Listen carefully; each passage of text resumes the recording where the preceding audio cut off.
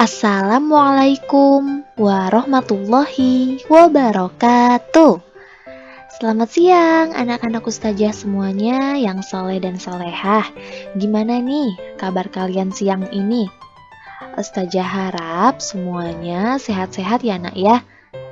Nah, hari ini nak, kita ketemu lagi dalam mata pelajaran tematik, tema 2, subtema 3, pembelajaran 5. Nah, gimana? Udah siap untuk belajar? Baik, kalau sudah siap, Ustazah mulai ya. Setiap hari Senin pagi, siswa SD Pelangi melaksanakan upacara bendera. Saat upacara, siswa harus menaati tata tertib upacara bendera. Tata tertib upacara bendera antara lain berbaris di lapangan dengan rapi. Siswa juga harus memakai seragam sekolah lengkap. Selain itu, siswa tidak boleh mengobrol dan bercanda. Seluruh siswa melaksanakan upacara bendera dengan tekun dan disiplin. Nah, anak-anak ustazah semuanya, coba semua diperhatikan di layarnya sekarang. Ini adalah kegiatan upacara bendera yang ada di SD Pelangi, anak-anak. Nah, pastinya kegiatan upacara bendera ini kurang lebih sama seperti kegiatan upacara bendera yang biasanya anak-anak ustazah lakukan di sekolah, yaitu di STIT Al-Ghazali. Di sekolah kita semua anak-anak ya, dilaksanakan setiap hari apa anak-anak upacara bendera? Pinter, dilaksanakan setiap hari Senin. Pinter. Nah, anak-anak, di dalam upacara bendera itu ada tata tertib. Nah, tata tertib itu apa? Masih ingat nggak? Ya, benar. Tata tertib itu adalah aturan yang harus dilaksanakan, yang tidak boleh dilanggar, tidak boleh diacuhkan ya anak-anak ya. Jadi, adanya tata tertib itu supaya kegiatan upacara bendera itu berjalan dengan rapi, berjalan dengan hikmat ya. Nah, di dalam upacara bendera itu juga anak-anak ternyata masih ada beberapa peserta didik atau murid yang melakukan pelanggaran nih anak-anak. Nah, coba kita lihat sama-sama apa aja sih kira-kira pelanggaran-pelanggaran saat upacara bendera. Nah, yang pertama, tidak memakai seragam yang sesuai pada upacara bendera. Nah, biasanya ini ada anak-anak ya. Upacara bendera itu kita hari Senin pakai seragamnya seragam apa anak-anak? Iya, seragam merah putih. Nah, kadang tuh ada aja anak-anak tuh yang memakai seragam yang tidak seharusnya dipakai pada hari Senin itu anak-anak. Kadang ada yang pakai seragam batik atau seragam lain yang di luar dari seragam merah putih anak-anak ya. Nah, itu tidak diperbolehkan anak-anak ya.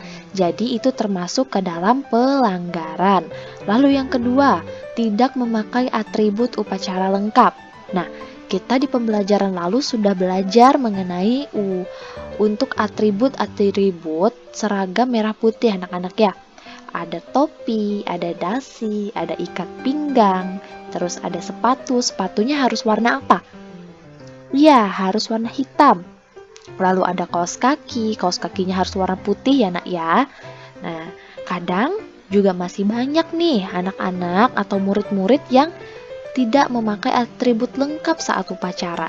Entah topinya ada yang ketinggalan atau hilang, terus dasinya juga ada yang nggak dipakai, alasannya ketinggalan, alasannya hilang, ikat pinggangnya juga ada yang nggak warna hitam, ada yang warna-warni. Nah, itu sebenarnya tidak boleh ya anak-anak ya. Nah, itu termasuk ke dalam pelanggaran-pelanggaran saat upacara. Lalu yang ketiga, mengobrol dengan teman selama upacara bendera berlangsung. Nah, yang ketiga ini biasanya paling sering dilakukan oleh anak-anak pada saat upacara bendera. Nah, kira-kira anak-anak ustazah bagaimana nih saat upacara? Ustazah yakin anak-anak ustazah semua tertib ya nak ya di dalam upacara bendera? Iya, harus tertib. Karena upacara bendera ini adalah salah satu kegiatan sakral yang kita lakukan anak-anak ya. Jadi tidak boleh sambil bercanda, tidak boleh sambil mengobrol ya. Jadi kita harus saling menghargai ketika ada orang lain di depan yang sedang melaksanakan petugas upacara. Kita harus memperhatikan, kita harus menghormati. Dengan cara apa? Dengan cara memperhatikan, dengan cara diam, tidak mengganggu teman ya. Begitu caranya anak-anak. Nah, jadi harus bisa ditahan mulutnya, ditahan tangannya agar tidak mengganggu dan tidak mengobrol dengan temannya ya. Iya, pintar. Lalu yang selanjutnya, sengaja tidak mengikuti upacara bendera dengan alasan sakit. Nah, ini yang paling parah nih anak-anak ya. Kita upacara bendera kan cuma 1 minggu 1 kali anak-anak ya. Dilaksanakan setiap hari Senin aja. Masa untuk mengikuti upacara bendera aja males? Alasannya sakit, padahal males. Karena tidak mau berdiri lama, karena capek alasannya ya. Nah, padahal alasannya males, tapi bilangnya sama gurunya sakit. Nah, itu juga tidak boleh anak-anak. Karena itu sama aja dengan berbohong. Dan itu juga termasuk ke dalam pelanggaran saat upacara bendera. Nah, anak-anak ustazah, jadi itu tadi untuk tata tertib atau aturan-aturan yang harus dilakukan pada saat upacara dan juga pelanggaran-pelanggaran saat upacara bendera. Jadi ustazah harap ketika anak-anak sudah tahu untuk apa aja yang harus dilakukan dan apa aja yang nggak boleh dilakukan, anak-anak ustazah bisa melakukannya dengan baik. Jadi nanti kalau sudah mulai aktif sekolah lagi, ustazah lihat ya, kira-kira anak-anak ustazah semuanya tertib nggak nih dalam upacaranya? Oke deh. Nah, saat membaca cerita, kamu harus bisa memahami isinya. Memahami isi cerita akan lebih mudah jika kamu banyak tahu arti kosakata di dalamnya. Selain itu, rumus menjawab adalah adik Simba juga dapat membantu memahami isi cerita. Ingat anak-anak, adik Simba adalah kepanjangan dari apa, di mana, kapan, siapa, mengapa, dan bagaimana. Nah, jadi anak-anak, di materi hari ini tuh kita akan membahas tentang bagaimana sih caranya kita tuh untuk memahami isi bacaan dalam satu buah cerita. Nah, contohnya itu ada seperti yang ada di layar kalian ini anak-anak ya. Di sini sudah ada satu buah teks cerita atau yang ada di buku kalian di halaman 80.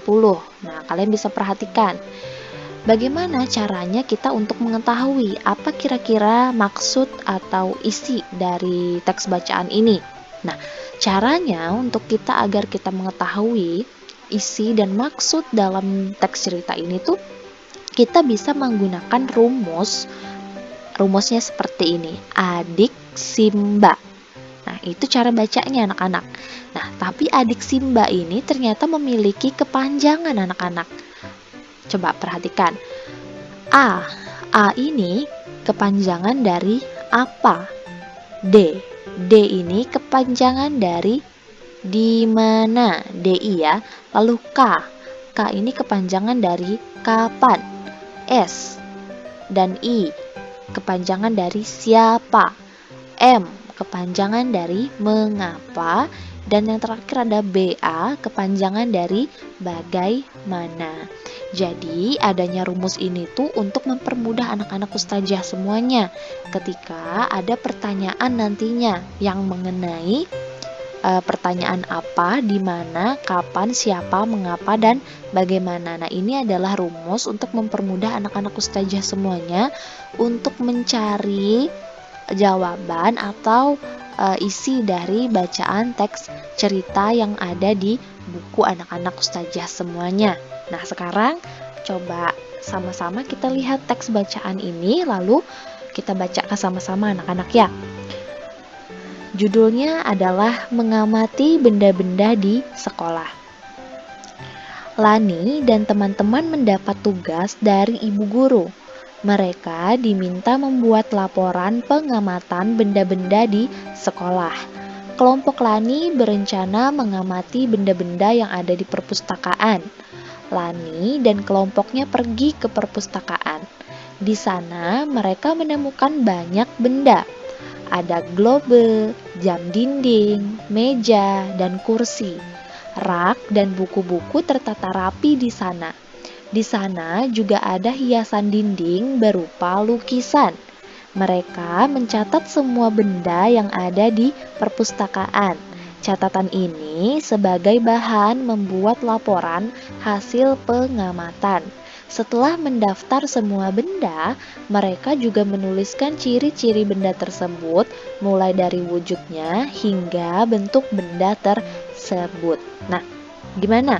Kalau cuma dibaca, kira-kira anak-anak paham nggak apa isi dari teks bacaan ini? Oke, sekarang coba nih kita jawab sama-sama ya untuk pertanyaan yang ada di buku kalian atau yang ada di layar nih. Coba anak-anak lihat. Untuk pertanyaan yang pertama, apa? Nah, ini tadi. Apa tugas yang diberikan ibu guru kepada Lani dan teman-temannya? Nah, anak-anak, kalian bisa lihat di teks bacaan yang ada di buku kalian atau di layar yang sebelumnya tadi anak-anak ya. Di situ kalian bisa cari apa tugas yang diberikan ibu guru untuk Lani dan juga teman-temannya. Nah, tugas yang diberikan ibu guru adalah mereka diminta membuat laporan pengamatan benda-benda di sekolah. Lalu yang kedua, di mana? Di mana mereka melakukan pengamatan? Nah, anak-anak juga bisa cari jawabannya itu ada di teks bacaan tadi anak-anak ya. Di mana kira-kira? Nah, ternyata mereka melakukan pengamatan itu di perpustakaan. Lalu yang ketiga, siapa saja yang bertugas mengamati benda-benda di sekolah? Nah, siapa saja? Berarti yang ditanya itu orang-orangnya. Nah, tentunya yang diberikan tugas oleh ibu guru kan Lani dan teman-temannya. Berarti otomatis Lani dan teman-temannya ini seluruh sekelasnya itu melaksanakan penelitian kan? Berarti yang jawabannya adalah Lani dan teman-temannya. Lalu yang keempat, mengapa mereka mencatat benda-benda tersebut? Nah, anak-anak silahkan cari lagi jawabannya. Untuk apa? Nah, jawabannya adalah sebagai bahan membuat laporan hasil pengamatan. Jadi, tujuannya dicatat itu untuk bahan membuat laporan hasil pengamatan supaya tidak lupa anak-anak ya. Yang terakhir, bagaimana cara mereka membuat laporan pengamatan? Nah, bagaimana caranya atau langkah-langkahnya? Tadi di teks bacaan itu sudah jelas dijelaskan ya anak-anak ya. Tentunya yang pertama, mereka mengamati dulu benda-benda yang ada di perpustakaan. Tadi contohnya ada globe, ada jam dinding, ada meja dan kursi, dan lain-lain ya. Nah, setelah mereka mengamati, lalu mereka mencatat di buku mereka. Nah, setelah dicatat, lalu mereka data sesuai dengan bentuk dan wujud bendanya. Kita juga sudah belajar tentang bentuk dan wujud benda, anak-anak ya. Ada yang wujudnya benda padat, ada benda cair, ada juga benda gas. Nah, itu nanti mereka kelompokkan. Kira-kira benda-benda yang ada di dalam perpustakaan itu termasuk wujud benda yang mana? Nah, nanti setelah itu semua terkumpul, maka terbentuklah laporan pengamatan benda-benda di sekolah. Nah, jadi seperti itu anak-anak ya. Oke, jadi anak-anak, nah materi kita sudah selesai nih anak-anak. Cukup singkat, padat, dan insya Allah jelas ya anak-anak ya. Kalau anak-anak Ustazah semua menyimak dari awal pembelajaran tadi, untuk yang pertama tadi ya, untuk pembelajaran kita di awal tadi, kita sudah sama-sama mengetahui apa aja aturan-aturan yang diperbolehkan atau diharuskan kita lakukan di dalam kegiatan upacara bendera. Lalu yang kedua, pelanggaran-pelanggaran apa aja yang tidak boleh kita lakukan pada saat upacara bendera. Nah, itu anak-anak harus ingat dan harus dilaksanakan di kehidupan nyatanya nanti anak-anak ya. Pada saat nanti kalian masuk sekolah, kalian harus melaksanakan itu semua. Nah, lalu yang kedua tadi, anak-anak sudah belajar tentang rumus untuk mencari atau mengetahui isi dari teks bacaan. Nah, rumusnya apa? Tadi ada rumusnya adik Simba. Ya, itu kepanjangan dari apa, di mana, kapan, siapa, mengapa, dan bagaimana. Nah, Ustazah yakin anak-anak Ustazah semua pasti sudah bisa nih, sudah pinter, ya, sudah paham. Tinggal diterapkannya aja lagi. Nah, oke deh, kalau kayak gitu Ustazah akhiri dulu sampai di sini anak-anak Ustazah semuanya. Tetap Ustazah berpesan untuk anak-anak Ustazah semuanya, jangan lupa untuk belajar, selalu jaga kesehatannya, jangan pernah lupa cuci tangan dan kaki ketika selesai bermain atau dari luar rumah. Terus selalu berusaha untuk menggapai apapun yang anak-anak Ustazah ingin dapatkan, dan jangan lupa bersyukur ya anak-anak ya. Oke deh, kalau gitu sampai sini dulu pertemuan kita hari ini. Ustazah ucapkan terima kasih banyak sekali lagi. Mohon maaf jika ada kata-kata Ustazah yang kurang berkenan ya anak-anak ya.